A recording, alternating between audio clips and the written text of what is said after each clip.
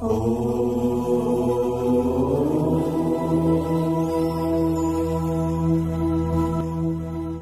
ओम स्वस्ति श्री गणेशाय नमः। ओम नमो भगवते वासुदेवाय। यतिखेर हजुरहरू श्रवण गर्दै हुनुहुन्छ वैशाख महात्म्य। सधैँ झैं म टिका पौडेल हजुरहरू समक्षमा वैशाख महात्म्यको नयाँ अध्याय 8औं अध्याय लिएर उपस्थित भएको छु। 8 अध्याय अलिकति लामो छ, तर पनि यसभित्र निकै महत्त्वपूर्ण कथाहरू आउनेछन्। रोमाञ्चित चाख लाग्दो कथाहरू हामीले श्रवण गर्नेछौँ र यसभित्रबाट निकै हामीले ज्ञान लिन सक्दछौँ। जहाँ जहाँबाट हजुरहरूले वैशाख महात्म्य श्रद्धा, भाव, भक्ति र विश्वासका साथमा श्रवण गर्दै हुनुहुन्छ, अवश्य पनि हजुरहरूलाई भगवान श्री हरि विष्णुको कृपा रहोस्। सबैमा तपाईँ र तपाईँको परिवारमा भगवान श्री हरि विष्णुको कृपाले, आफ्ना इष्ट देवी देवताको कृपाले, कुल देवी देवता, पितृ देवी देवताको कृपाले अवश्य पनि राम्रो भएर जाओस्। सबैमा सुख, शान्ति, समृद्धि र सुस्वास्थ्य, दीर्घायुको कामना हामी गर्दछौँ। आउनुहोस् फटाफट हामी अगाडि बढिहालौँ। अथ अष्टमोऽध्यायः। मैथिल उवाच ब्रह्मण्यक्ष्वाकु तनयो जलादान चातकः त्रिवारमभवत् पश्चान् मद्गृहे गृहगोधिका कर्मानुगुणमेतद्धि युक्तं तस्य कृतात्मनः सतामसेवनात् तस्य गृध्रत्वं सारमेयता सप्तवारमिति प्रोक्तं तन्मे भाति च नोचितं सन्तो न दूषितास्तेन तथा नापकृता अपि तस्माद् सेवया तस्य फलाभावो भवेत् ध्रुवं नानार्थकरणाभावात् पापं हि परपीडनम् अनिमित्तमिदं कस्माद् कुयोनित्वमवाप्तवान् तदेतं संशयं छिन्दि शिष्यस्याथ प्रियस्यते। मिथिला नरेशजीले भन्नुहुन्छ, हे ब्रह्मन, इक्ष्वाकु कुलका पुत्र राजा जलदान नगर्नाले 3 पल्टसम्म काकाकुल भए। त्यस पछाडि मेरो घरमा भित्ति भएर पनि जन्मिए। आत्मकल्याण नसोच्नेवाला उनले गरेको कर्म अनुसार उनलाई उचित नै फल मिल्यो, किनकि उनले सत्पुरुषहरूको सेवा गरेका थिएनन्। त्यसैले गिद्ध र कुकुरको योनिमा पनि जानु पर्यो। तर यो जुन उनले 7 पल्टसम्म गिद्ध र कुकुर हुनु पर्यो भनेर हजुरले भन्नुभयो नि, त्यो मलाई उचित जस्तो लागेको छैन। किनकि न त उनले सन्तहरूलाई दूषित गरेका थिए, न त पाप नै गरेका थिए, न उनीहरूको अपकार नै उनले गरेका थिए। त्यसैले सेवा नगर्नाले उनलाई फल नमिलोस् यो उचित छ, न कि सेवा नगर्नाले अनर्थ नै होस्। अर्कालाई कष्ट दिनु यो अवश्य नै पाप हो, तर नगरिकन कुनै फल मिल्नु उचित लाग्दैन मलाई। यो राम्रो पनि होइन। कुनै पनि पाप नगरिकन त्यसको फल मिल्नु उचित हो त? कुनै कारण नभई उनले यो कुत्सित योनिलाई किन प्राप्त गरे?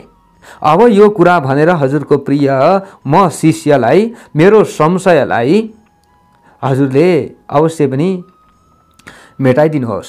म हजुरको शिष्य हुँ। यसरी मिथिला नरेशले प्रश्न गर्नुभयो, सोध्नुभयो।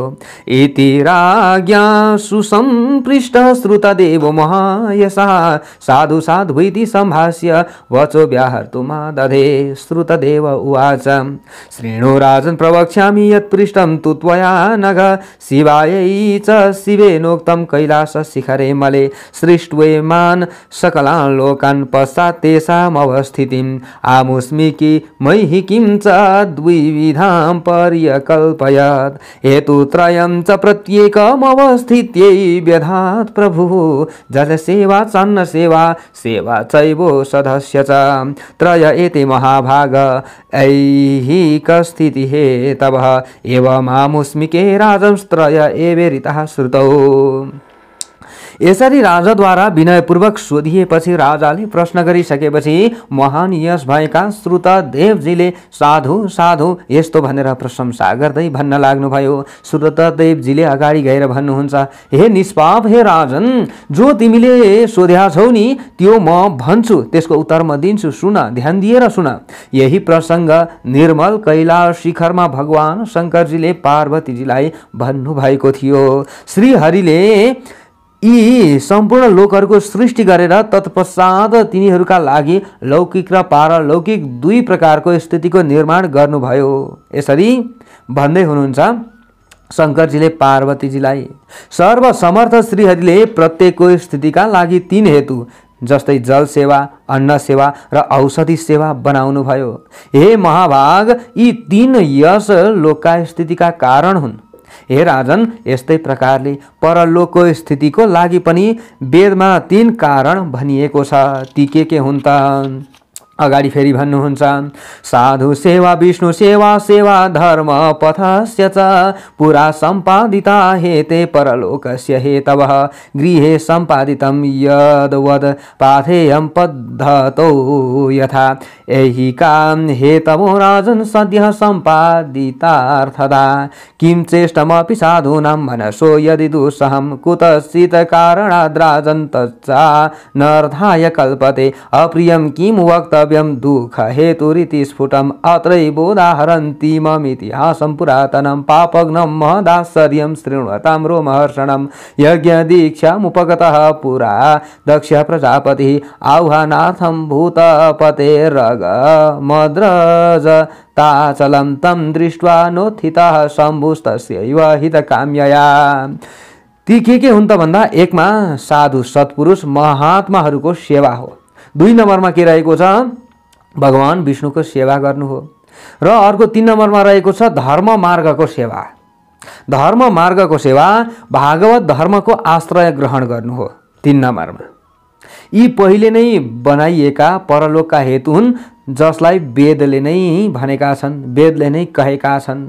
परलोकका कारणहरू भनेका यिनीहरू नै हुन्। यदि यी कामहरू गरियो भने परलोक हाम्रो सुध्रियो, यदि हामीले यी काम गरिएन भने परलोक हाम्रो बिग्रियो। हे राजन, जसरी घरमा मार्ग व्ययको लागि एकत्रित गरेको कमाएर राखेको धन मार्गमा काम दिने हुन्छ, त्यसरी नै यस संसारमा आर्जित गरेका कर्म यसै लोकमा तत्काल अर्थलाई दिनेवाला हुन्छन्। हे राजन, अर्को कुरा के हो भने नि, यदि आफूलाई ठीक लाग्यो, आफूले ठिकै गर्या छ भने पनि साधु सत्पुरुषहरूलाई कुनै कारणले त्यो असह्य भयो भने, आफूलाई त ठीक लाग्यो, आफूलाई त राम्रो लाग्यो, तर महात्मा साधु पुरुषहरूलाई त्यही कर्म चाहिँ बेठिक लाग्यो यदि भने, अहितकर भयो यदि भने, त्यो कर्म पनि अनर्थको कारण हुन्छ। त्यसैले कसैको लागि अप्रिय बोल्नु नै किन? कसैको लागि अप्रिय बोल्नु मात्रै त्यो अधर्म होइन, किनकि अप्रिय सबैका लागि दुःखको कारण हुन्छ, यो थाहा छ। अप्रिय बोल्नाले सबै दुखी हुन्छन्, यो पनि थाहा छ।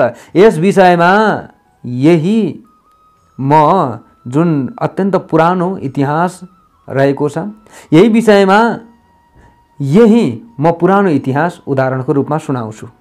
सुन्नुहोस् तपाईले, जो कि पापहरूलाई नाश गर्ने भएको छ। यो इतिहास आश्चर्य लाग्दो पनि छ, सुन्नेवालालाई रोमाञ्चित गर्नेवाला पनि छ। प्राचीन समयमा यज्ञ दीक्षाका लागि तयार भएका दक्ष प्रजापति थिए। दक्ष प्रजापति भूतपति महादेवजीलाई एकचोटि बोलाउनका लागि कैलाश पर्वतमा गए। उनकै हित गर्ने इच्छाले महादेवजीले दक्षलाई देखेर पनि उठ्नु भएन। हित कसको हुन्थ्यो? दक्ष प्रजापतिको हुन्थ्यो। तर महादेवजी उठ्नु भएन। त्यो समयमा दक्ष प्रजापतिकै हितका लागि नउठ्नु भएको थियो। तत्पश्चात अब के हुन्छ त?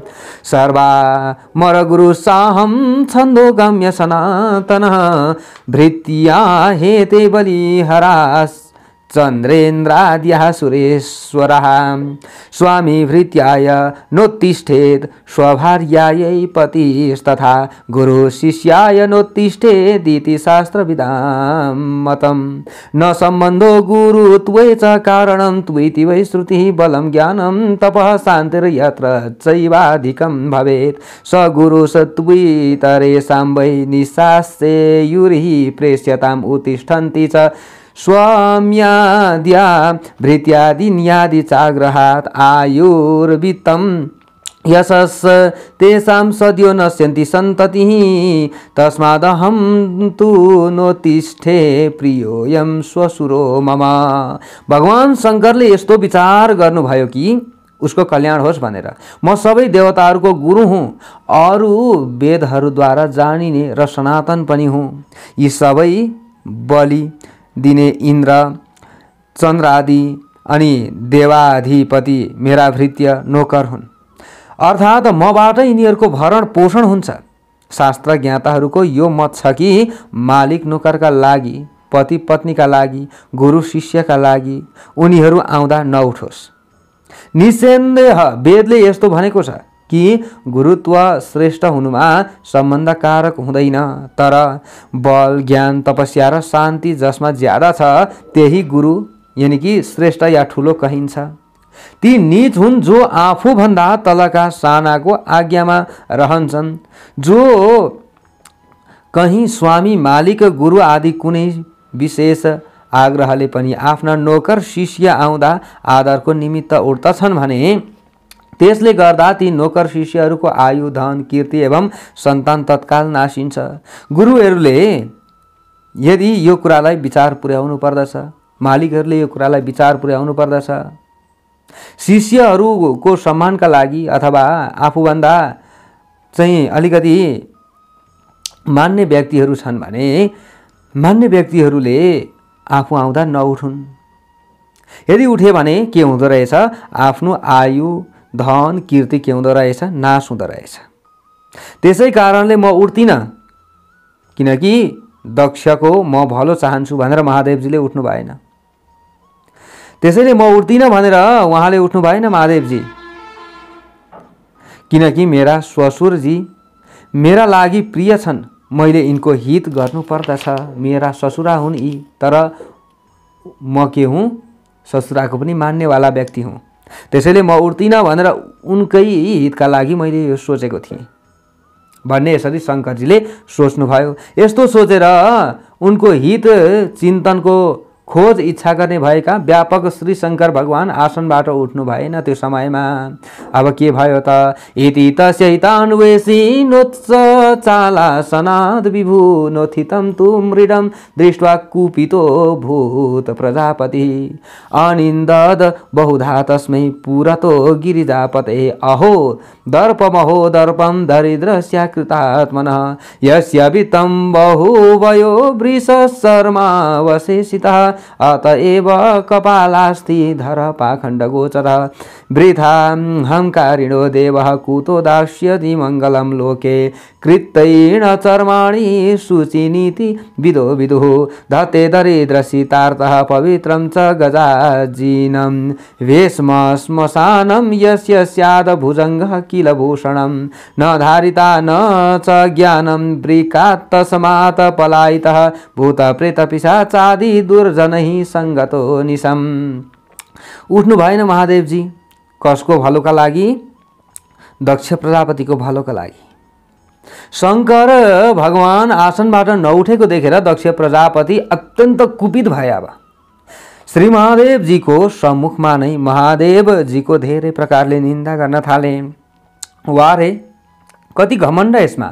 अहो दरिद्र यो अकृतात्माको कत्रो अहङ्कार, जसको धनको रूपमा धेरै बुढो भइसकेको हाड छाला मात्र भएको एउटा गोरु छ। हेर त त्यसको फुर्ती यस्तो, म आउँदा नउठ्ने। त्यसै कारणले पाखण्ड भेष धारण गरेर हातमा कसैको शिरको हड्डी खपर लिएर घुम्दछ। व्यर्थमा अहङ्कार गर्ने भएको यस देवताले कहाँबाट मङ्गल गर्न सक्छ र? संसारमा जानकारहरू मृग चर्मादिलाई पवित्र मान्दछन्। यो दरिद्र जाडाले दुखी भएर हात्तीको पवित्र छाला ओढ्दछ। मृग चर्म उत्तम हो, तर यसले त हात्तीको छाला ओढ्दछ। अरू जसको घर श्मशान र आभूषण र सर्प छ त्यति मात्र हो र? आभूषण त के छ? सर्प छ। न यसमा धैर्य छ, न त ज्ञान नै छ। त्यसैले वृकासुरदेखि यो भागेको थियो एकचोटि। यसको त रात दिन भूत प्रेत र पिशाच दुर्जनहरू सँगकै सङ्गति छ। अरूको सङ्गति छ र? खाली भूत प्रेतको सङ्गति छ।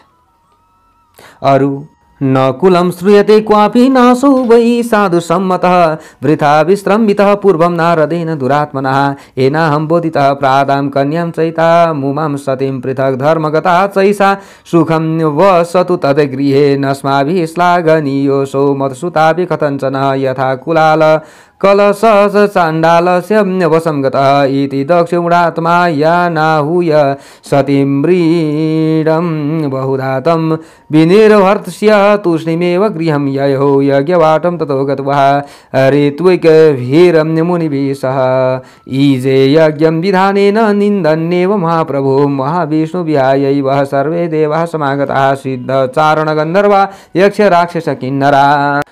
अरू अझै अगाडि दक्षले भन्दैछन्, न कहीँ यसको कुलको बारेमा चर्चा नै सुनिन्छ, न त सत्पुरुषले यसको प्रशंसा नै गरेका छन्। ती दुष्ट नारदले चाहिँ पहिले एक समयमा यसको व्यर्थ नै प्रशंसा गरे। हेर हेर, जसले सम्झाउनाले गर्दा, नारदले सम्झाउनाले गर्दा मेरी छोरी यी सती उमा मैले यसलाई दिएँ। यो छोरी पनि भिन्न धर्ममा गई, उसकै जस्तो स्वभाव कि भई, अतः ऊ त्यसैका घरमा सुखपूर्वक बसोस्। अब यो हामीहरूले आदर प्रशंसा गर्ने योग्य छैन। बिचारी मेरी छोरी पनि चाण्डालको घरमा पुगेको कुमालेको घडा झैँ अनादरणीय भई। यस्तो प्रकारले महामूर्ख दक्ष प्रजापति भगवान शङ्कर र सतीलाई डाक्न गएका थिए, तर डाकेनन्। नडाकिकन अनेक प्रकारले उनीहरूको निन्दा गरेर चुपचाप आफ्नो घरतिर फर्के। त्यसपछि यज्ञशालामा गएर ऋत्विक र ऋषि मुनिहरूका साथमा महाप्रभु भगवान शङ्करको निन्दा गर्दै विधानपूर्वक यज्ञ गर्न थाले। त्यस यज्ञमा ब्रह्मा र विष्णुलाई छोडेर सबै देवताहरू आए तथा सिद्ध चारण गन्धर्व यक्ष राक्षस एवं किन्नर गणहरू पनि त्यहाँ आए। तदा देवी सती पुण्यां स्त्री चाञ्चल्यात् प्रलोभिता उत्सुका स्वतः द्रष्टुं बन्धुं स तत्र समागतान् निवार्यमाणा रुद्रेण तरला स्त्री स्वभावतः पत्युक्तापि पुनः सैव गन्तव्य मिति निश्चितः स निन्दति सभा मध्ये सदा मां वरवर्णिनी तच्चासह्यं च त्वं श्रुत्वा कायं सत्यं जहासि च असह्यमपि सोढव्यं ममानुग्रहमिच्छता मया यथा कृतं देवी तथा त्वं नैव वर्तसे तसमानमा गच्छ शालां वै न शुभं तु भवेत् ध्रुवम् इत्येवं बोधिता देवी चापल्यात् पुनरागमत निष्क्राम इति गेहा देकाकीं पादचारिणी तां दृष्ट्वा वृषभसतुर्णां पृष्ठे देवी मुवाह सहन्। त्यसै समयमा पुण्यात्मा सती देवी स्त्री जातिको चञ्चलताले लोभिएर त्यो यज्ञोत्सव र त्यहाँ आएका बन्धु बान्धवलाई हेर्नको लागि मिल्न उत्सुक भइन्। पति भगवान शङ्करले अनेक प्रकारले सम्झाउँदा र रोक्दा पनि चञ्चल स्त्री स्वभाव हुनाले बारम्बार जान्छु नै भन्ने हठ गरिन्। भगवान शङ्करले भन्नुभयो, हे वरवर्णिनी, तिम्रा पिता सभाका बीचमा सधैँ मेरो निन्दा गर्दछन्। त्यहाँ गएपछि त्यो असह्य कुरा सुनेर तिमीले निश्चय नै शरीर त्याग गर्नेछौ। मेरो अनुग्रहको इच्छा गर्ने भए कि तिमीले असह्य पनि सहनु पर्नेछ। हे देवी, तिम्रो पिताप्रति मैले जस्तो व्यवहार गरेँ त्यस्तो तिमी गर्न सक्दैनौ। त्यसकारण यज्ञशालामा नजाऊ, त्यहाँ तिम्रो अवश्य नै कल्याण हुने छैन। यसरी भगवान शङ्करले सम्झाउँदा पनि ती देवी चञ्चलताले गर्दा मानिनन्, गएरै छाडिन्। त्यहाँ सती देवी घरबाट एक्लै निक्लिन् र पैदल हिँड्न थालिन्। त्यो देखेर नन्दी बसाहाले तत्काल ती सती देवीलाई आफ्नो पीठमा बसाए। अनि त्यस पछाडि के हुन्छ? कोटिसो भूत संघास ह्यनु जग्मु सतीं तदा यज्ञवाटं तुषा गत्वा पत्नीशालं ययौ पुर तूष्णीमा सन् सतीं दृष्ट्वा खेदात्ता समाद विनिर्गतः पतिवाक्यं तु संस्मृत्य जगामोत्तर वेदिकां पिता सभ्यास तां दृष्ट्वा स्थिता स तूष्णीं हताशिषः सारुद्राहुतिपर्यन्तं पश्यन्ती पितृचेष्टितं त्यक्त्वा रुद्रं च जुह्वन्तमुवाचाश्रुप लुते क्षणां देव्युवाच महदुल्लङ्घनं पुंसां न प्राय श्रेयसे भवेत् लोककर्ता लोकभर्ता सर्वेषां प्रभुरव्ययः एवं भूतस्य रुद्रस्य कथं नोदीयते हविः जातामेकस्य दुर्बुद्धिं हरन्त्यन्ये समागताः न चेदृशां महात्मानः किमेषां विमुखो विधिः। तब करोडौँ भूतहरूको समुदाय पनि सतीजीको पछि लागे। त्यस पछाडि सतीदेवी पहिले यज्ञशालामा गएर पछि अन्तपुरमा पत्नीशालामा गइन्। सतीलाई देखेर कसैले नमस्कार हालचाल लिने आदि गरेनन्। सबै चुप रहे। यो देखेर सती खिन्न मना भएर त्यहाँबाट निक्लेर पति महादेवको वाक्यलाई स्मरण गर्दै यज्ञशालाको उत्तर वेदीतिर गइन्। त्यहाँ पनि पुण्य समाप्त भइसकेका उनका पिता दक्ष र अरू सभ्यजनहरूले आशीर्वाद दिएनन्, बोलेनन्, चुप नै रहे। सतीदेवीले पनि भगवान रुद्रको आहुति नभएसम्म आफ्ना पिताको व्यवहारलाई हेरिरहन्।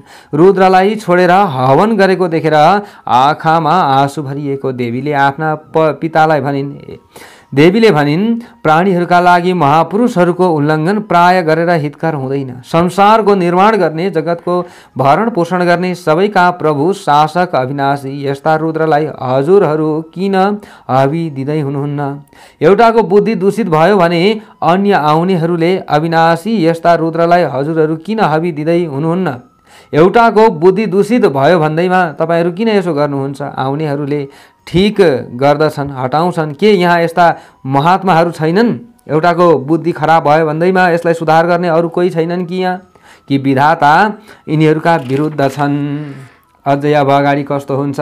इत्येवं भासमाणं तां पुषा देव जहासः श्मश्रूणां चालनं चक्रे भृगुर्हत सुवास तथा भुजपादोरुकक्षाणां स्फालनं चक्रिरे परे बहुधा निन्दनं चक्रे तत्पिता हतभाग्यवान्। तच्छ्रुत्वा रुद्रभार्यां सह कोपाकुलितमानसः प्रायश्चित्तं स्तुतेः कर्तुं देहं त्याजसा सती हेमाग्नौ वेदिकामतिः सर्वेषामेव पश्यतं हाकारो महानासिद दुद्रुवुः प्रमथा द्रुतम् आचख्युर्देवदेवायः वृत्तान्तमखिलं ततः तच्छ्रुत्वा सशोत्थाय रुद्रकालन्तकोपमः जटामुत्पाट्य हस्तेन भूतले तामताडयत ततो भवन महाकाय वीरभद्रो महाबलः। यस्तो भन्दै गरेकी सतीलाई देखेर पुषा देवता हाँस्न थाले। अरू शुभ पुण्य सकिएका या अभागी भृगुले पनि उपहास गर्दै दारी र जुगामा हात फेर्न थाले। अरूहरूले पनि हात कुम उफार्ने, गोडा चलाउने, तिग्रा हल्लाउने, काखी बजाउने आदि खुचिङ पर्यो भने झैँ गरे। भाग्यहीन उनका पिताले चाहिँ धेरै प्रकारले निन्दा गरे। त्यस्तो कुरा सुनेर रुद्र पत्नी सतीदेवीले क्रोधले आकुल चित्त भएर आफूले दुर्वाच्य सुनेको पापको आफ्ना गुरुजनहरूको निन्दा सुन्नु पनि पाप हो, त्यसैले प्रायश्चित्त गर्नका लागि आफ्नो शरीरको यज्ञ वेदीको मध्यमा त्याग गरिन्। शरीरलाई त्याग गरिन् यज्ञ वेदीको मध्यमा। सबैले हेर्दा हेर्दै वेदीको मध्यमा होमाग्निमा शरीर त्यागेको हुनाले हाहाकार भयो। त्यो देखेर रुद्रगण तुरुन्त दौडिएर कैलाश आएर देवादिदेव महादेवलाई सम्पूर्ण वृत्तान्त सुनाएर त्यो कुरा सुनेर भगवान शङ्करले यसरी सुनाए। रुद्रगणले सुनाइसकेपछि शङ्करले यमराजको समान कुपित भएर एकाएक उठेर हातले एउटा जटा उखेलेर भूमिमा पछार्नु भयो। तब त्यसबाट अत्यन्त भाग्यशाली विशालकाय वीरभद्र उत्पन्न भए। सहस्रबाहुरभवत् कालान्तक समप्रभः बदाञ्जलिपुटः स्थित्वा व्याजहार हरं ततः मतसृष्टिस्तु यदर्थं ते तदर्थं मां नियोजय इत्युक्तः प्रातं क्रुद्धो धुर्जटिशतं पुरः स्थितं हन त्वं निन्दकं दक्षं यदर्थे मतप्रिया मृता भूतसङ्गास्तु गच्छन्तु सहैतेन महाबलाः इत्यादि सा भगवता ययुर्दक्ष सभां द्रुतं जग्नुः सर्वान् महावीरान् देवासुरनरादिकान् पुष्णः सतो दन्ताञ्जटाभूषभञ्जः श्मश्रूयुतं पाठयन् चक्रे भृगोशं तस्य दुरात्मनः यद्यदासफालितं पूर्वं तत्तच्चिच्छेदं वीर्यवान् ततो दक्षशिरो हर्तुं बहुद्योगम चकारसः। हजार भुजाहरू भएका यमराजको समान तेज भएर वीरभद्रले हात जोडेर भगवान शङ्करसँग भने, हजुरले मलाई कुन कार्यको निमित्त उत्पन्न गर्नुभयो त्यस कार्यमा नियुक्त गर्नुहोस्। यसरी वीरभद्रले भनेपछि क्रुद्ध भएका श्री महादेवले अगाडि हात जोडेर उभिएका वीरभद्रलाई भन्नुभयो, जसको कारणले गर्दा मेरी प्रिया सतीले शरीर त्यागिन् त्यस्तो मेरो निन्दक दक्ष प्रजापतिलाई मार। अरू वीरभद्रका साथमा महाबलशाली भूतगणहरू पनि जाओ। यस्तो प्रकारले भगवान शङ्करबाट आदिष्ट भएर सबै अति शीघ्र दक्षको सभामा गए र त्यहाँ भएका ठुला ठुला वीरहरू देवता असुर मनुष्य सबैलाई मार्न थाले। सर्वप्रथम हाँस्ने पुषा देवताका दाँतहरू भाँच्ने, अरू उनको जटा उखेलेर शिर पनि फोडे र दूषित आत्मा भृगुको जुङ्गा र दारी उखेले। पूर्वमा जसले जुन जुन अङ्ग फटकारेका या देखाएका वा हल्लाएका थिए उनीहरूका तीनै अङ्गहरूलाई पराक्रमी वीरभद्रले काटिदिए। त्यसपछि दक्ष प्रजापतिको शिर काट्न चुडाउन धेरै उद्यम गरे।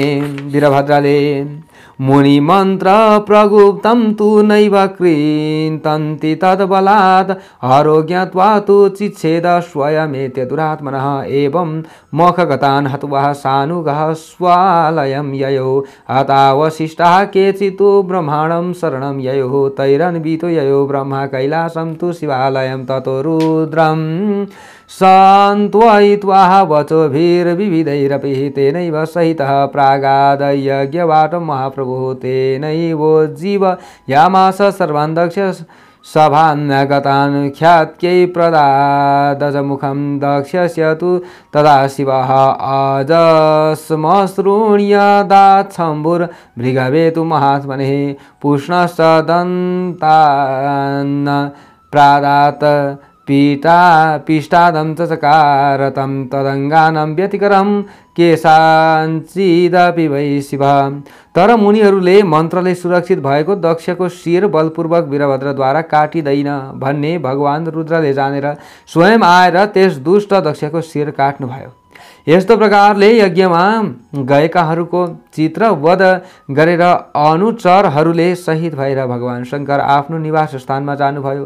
जो मर्नबाट बाँचेका थिए उनीहरू ब्रह्माजीका शरणमा गए। तिनी शरणमा आएकाहरूलाई लिएर ब्रह्मा श्री शिवजीको निवास स्थान कैलाशमा जानुभयो। त्यहाँ गएर भगवान रुद्रलाई विविध प्रकारका शान्तिकारक कुराले शान्त गरेर शिवजीकै साथमा महाप्रभु ब्रह्माजी दक्षको यज्ञस्थलमा फेरि जानुभयो र उहाँद्वारै दक्षका सभामा आएका समस्त सदस्यहरूलाई जीवित गराउनुभयो। त्यसपछि शिवजीले प्रसिद्धिको लागि दक्षको शरीरमा बोकाको शिर जोडिदिनुभयो। महात्मा भृगुलाई बोकाको दारी लगाइदिनुभयो। पूजा देवतालाई दाँत दिनु भएन, सधैँ चूर्ण पिठो खाने बनाउनु भयो। अरू शिवजीले कतिपयको कतैको अङ्ग कतै अर्कैतिर गरी जोडिदिनु भयो। शिवमा पुष ततः सर्वे ब्रह्मणा च शिवेन च पुनः प्रवर्तितो यज्ञो यथा पूर्वं महात्मनः यज्ञान्ते सर्वदेवाः जग्मुषते स्वं समालयं नैष्टिकं ब्रह्मचर्यं तु कृत्वा रुद्रमहत्तपः गङ्गातटे तपस्ते पुन्नाग तरुमूलगः दक्षातमजा सती देवी त्यक्तदेहा पतिव्रतः जगे हिमाद्रेर मेनायं भवृदेतस्य वेश्मनि एतस्मिन्नेव काले तु तारकाख्यो महासुरः सुतिव्रतपसाराद्यः ब्रह्माणं परमेष्टिनम् अवध्यत्वं वरं बव्रे देवासुर नरो रगैः आयुधैरस्त्र संगैः सर्वैरेव महाबलः रुद्रपुत्रं विना दैत्यो ह्यवद्यः सकलैरपि। तब ब्रह्माजी तथा शिवजीद्वारा सबैको कल्याण भयो। तत्पश्चात पुनः पहिला जस्तै महात्माहरूले यज्ञ प्रारम्भ गर्न थाले। यज्ञ सम्पन्न भएपछि सबै देवताहरू आफ्ना घर निवास स्थानतिर गए। नैष्ठिक ब्रह्मचर्य व्रत पालन गर्दै महात्मन तपस्वी शिवजी पनि गङ्गा तटमा पुन्नाग वृक्षको फेदमा बसेर तपस्या गर्न लाग्नुभयो। उता शरीर छाडेकी दक्ष पुत्री जो सती थिइन्, पतिव्रता सती देवी थिइन्, उनी भने हेमाद्रीको पत्नी मेनकाको गर्भबाट जन्मिन् र उनकै घरमा पलिन् बढिन्। यसै समयमा तारक नाम भएको महान असुरले अत्यन्त तीव्र तपस्याद्वारा परमेष्ठी ब्रह्माजीको आराधना गरेर देवता, असुर, मनुष्य र सर्पहरूबाट नमर्ने वरदान माग्यो। तब त्यो महाबली दैत्य आयुधहरू र सम्पूर्ण अस्त्र समूहहरूबाट तथा अरू कसैबाट पनि शिवपुत्रलाई छाडेर अवध्य हुनेछ भन्ने यस्तो वरदान लोक पितामह ब्रह्माजीले त्यसलाई दिनुभयो। इति तस्मै वरं प्रादात ब्रह्मा लोक पितामह अस्त्रिकत्वाद पुत्रत्वा द्रुदृश्येति तथा स त्वेति वरं गृहीत्वा स्वगृहं प्राप्य लोकान् बवादः। दासा देवा मार्जनादो दास्यो देव्यस तद्गृहे ततस तत्पीडिता देवा ब्रह्माणं शरणं ययुः। तैः पीडां वर्ण्यतां श्रुत्वा वेदाः प्राह सुरा निदं वर प्रदान काले हम रुद्रपुत्रं विनासुराः नान्यैर्वध्य इति प्रादम्बरं तस्मै दुरात्मने। पुरा सती रुद्रपत्नी सत्रे त्यक्तकलेवरा जाता हिमवतः पुत्री पार्वतीति च यां विदुः रुद्रो हिमवतः पृष्ठे तपस चरति दुस्सरं योजयध्वं च पार्वत्याः रुद्रं लोकेश्वरं प्रभुं।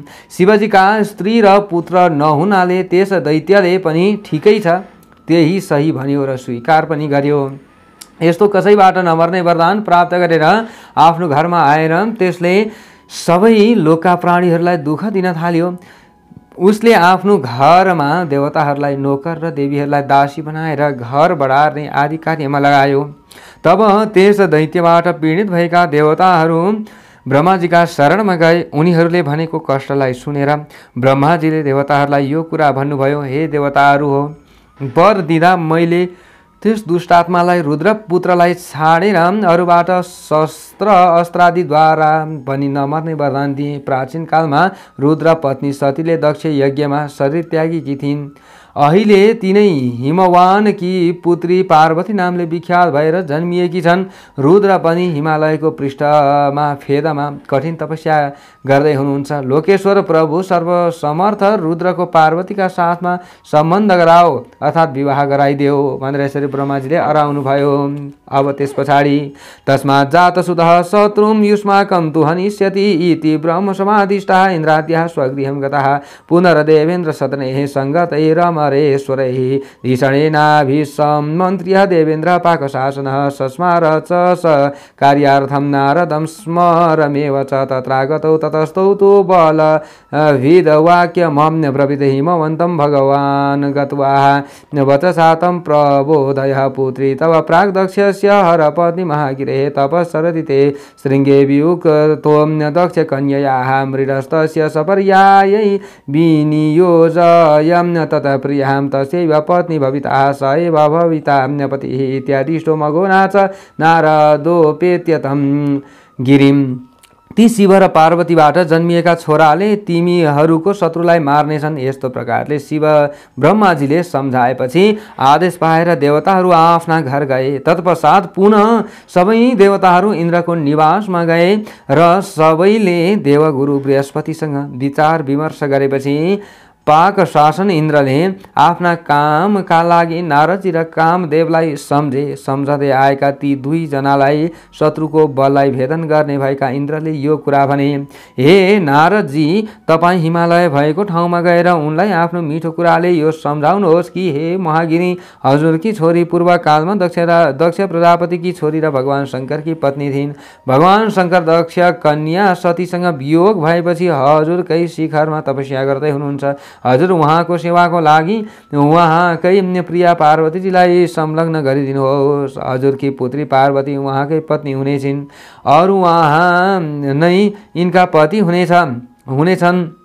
यस्तो प्रकारले इन्द्रले भनेपछि इन्द्रको कथा अनुसार नारदजीले हिमालयकोमा गएर अब तत्पश्चात हिमालयकोमा गइसकेपछि इन्द्रले जसरी भनेका थिए त्यस्तै गर्नु भन्नुभयो। त्यसपछि इन्द्रले कामदेवलाई बोलाएर यस्तो भने, तथैव कारयामास देवेन्द्रेणो दितं तथा पश्चात् कामं समाहूय मघवानिदमाह च देवानां च हितार्थाय तथा मृडहिताय च वसन्तेन समायुक्तो गत्वा रुद्र तपोवनं गुणान् विजृम्भयित्वा तु वा सन्तानरिच्छया वहान् यदा सन्निहिता देवी पार्वती तु मृडस्य तदा प्रयुज्य त्वं बाणान् मोहय स्वमहाप्रभुं तयोस्तु सङ्गमे जाते कार्यं नोद्धा भविष्यति इत्यादिष्ट स्मरसतूर्णं प्रतस्ते बाणमित्यतः वा स वसन्तः सरतिकः सानुगस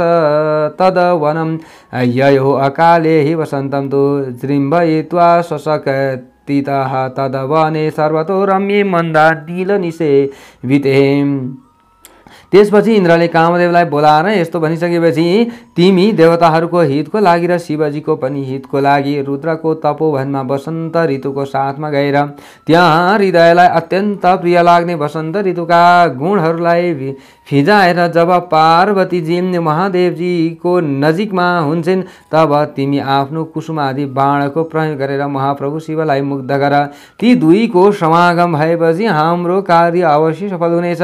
यसरी इन्द्रबाट आज्ञा पाउने बित्तिकै कामदेवले ठिक छ भनेर तुरुन्त प्रस्थान गरे र वसन्त र ती अरू आफ्ना अनुचरहरूले सहित भएर त्यस वनमा पुगे र आफ्नो शक्तिले अकालमै वसन्त ऋतुलाई फैलाएर सबैतिरबाट सुन्दर मन्द हावा चलिरहेको त्यस वनमा कुनै समयमा देवताहरूका पनि देवता महादेवले पार्वतीजीको पूजाले प्रसन्न भएर उहाँलाई आफ्नो काखमा राखेर केही कुराकानी गर्न लाग्नुभयो। कदाचित् देवदेवोऽपि पार्वत्या समर्पया प्रीत स्वाङ्कं समारोप्य किञ्चिद् व्याहर्तुमारभत प्राणप्रिया सङ्गमस्य कालो यमिति निश्चितः पेशलं धनुरादाय सतस्थो हरपृष्ठतः कृत्वा जवनिकां वृक्षं बाणमेकं मुमोचः द्वितीयमपि सन्धाय चक्रे मोक्तुं महोद्यमम् अथ क्षुब्धमनः भूत्वा मृडस चिन्तामवापः न मे मनस चलेत क्वापि केन वा कस्मलीकृतम् इति चिन्ताकुलो वामे पार्श्वे कामं ददर्शः क्रोधो न मिल्य ललाटाक्षं स्वङ्कादेवीमुपास्य च हम तस्याक्षिणः समभूदग्निश तीक्ष्णो लोकविभीषणः तेन दग्धो भवत सद्यो मन्मथः ससरासनः। यसरी कुनै समयमा देवताहरूका पनि देवता महादेवजीले पार्वतीजीको पूजाले प्रसन्न भएर उहाँलाई आफ्नो काखमा राखेर केही कुराकानी गर्न लाग्नुभयो। त्यस पछाडि प्राणप्रियाको सङ्गमकाल यही हो भन्ने ठानेर ती कामदेवले पेशले नामको उत्तम धनुष लिएर भगवान शङ्करको पछाडि उभिएर वृक्षलाई आड पर्दा बनाएर एउटा बाण छोडे। अर्को बाणलाई पनि धनुषमा सजाएर छाड्न उद्योग गर्दै थिए कि त्यसै समयमा क्षुब्ध चित्त भएर शिवजी धेरै चिन्तामा पर्नुभयो र सोच्न थाल्नुभयो, मेरो मन त कहिल्यै पनि चञ्चल हुँदैन, फेरि आज कसले मलिन पारिदियो। यस्तो चिन्ताले व्याकुल शिवजीले बायाँपट्टि कामदेवलाई देख्नुभयो। तब क्रुद्ध भएर निधारको तेस्रो आँखालाई खोलिदिनुभयो र पार्वतीजीलाई पनि काखबाट हटाउनुभयो। उहाँको तेस्रो नेत्र संसारलाई भयभीत गरिदिने भएको तीक्ष्ण अग्नि उत्पन्न भयो र त्यस अग्निले धनुष बाण सहित कामदेव जलेर तत्काल भस्म हुँदा भए। कार्य सिद्धिम पश्यन्तो दुद्रुभुसमरादिवं संकमाना स्वदाहं च वसन्तो रतिरेव च निमील्य लोचने भीता देवी दूरं प्रदुद्रुवे सन्निधानं स्त्रियो हर्तुं मृडोऽप्यन्तरधीयतः रुद्रश्रेष्ठं प्रकुर्वाणो देव्या स मनसो हितं लेवेनर्थं मनिर्वृत्तं विप्रियं कुर्वतस्तु किं तस्मादिक्ष्वाकुतनयः साधु नाम प्रियः सदा तस्मादात्महितं सेवां नाकरोन् मन्ददिः सताम् अनुभूतं महद्दुःखं तस्माददूर्यो निरेवचः तस्मात् कार्यां तु साधूनां सेवा सर्वार्थ साधिनी। त्यसपछि देवताहरू आफ्नो कार्य सिद्ध नभएको देखेर हामी पनि जल्ने हौँ कि भन्ने शङ्काले वसन्त र रति सहित स्वर्गमा गए। देवी पार्वती पनि डराएर आँखा चिम्लेर टाढा भागिन् र भगवान शङ्कर पनि स्त्रीहरूको सान्निध्य हटाउनको लागि अन्तर्ध्यान हुनुभयो। भगवान शङ्करको अभिलषित र देवी पार्वतीको मनोनुकूल कार्य गर्दा पनि कामदेवले यस्तो अनर्थ फल पाए भने अप्रिय गर्नेहरूको त के कुरा गर्ने। त्यसैले इक्ष्वाकु वंशज ती राजा सदैव साधु सत्पुरुषहरूका लागि अप्रिय थिए। त्यसै कारणले मन्द बुद्धि राजाले आत्मकल्याण गराउने भएका सत्पुरुषहरूको महात्माहरूको सेवा गरेनन्। त्यसैले उनको बहुत ठुलो दुःखको अनुभव गर्नु पर्यो। उनले धेरै ठुलो दुःखको अनुभव गर्नु परेको हो। त्यसैले र नराम्रा योनिहरूमा पनि जानु पर्यो।